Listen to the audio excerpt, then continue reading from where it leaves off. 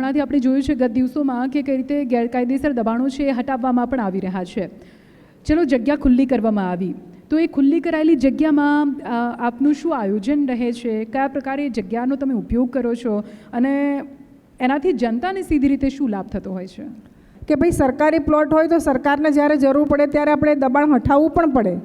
તો કોઈ પણ જગ્યાએ એ શહેરની નગરપાલિકા અથવા તો એ કોર્પોરેશન આ દબાણ હટાવતી હોય છે.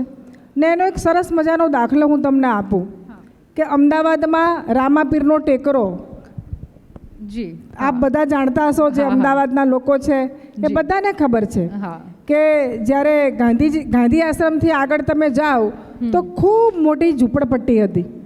અને એ ઝૂંપડપટ્ટી અત્યારે તમે જઈને જોઈ આવજો કે એટલા સરસ મજાના મકાન બનાવ્યા છે અને લગભગ 7,000 લોકોને અમે મકાન આપ્યા છે.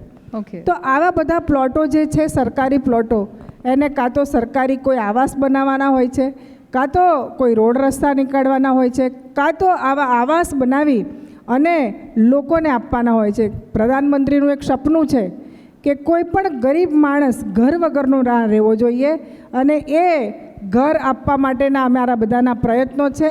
અને એના જ લીધે અમે બધા આ પ્લોટોમાંથી દબાણ હટાવીએ છીએ અને સરકારી પ્લોટોને ખુલ્લા કરી અને વિકાસનું કામ આગળ ચલાવીએ છીએ.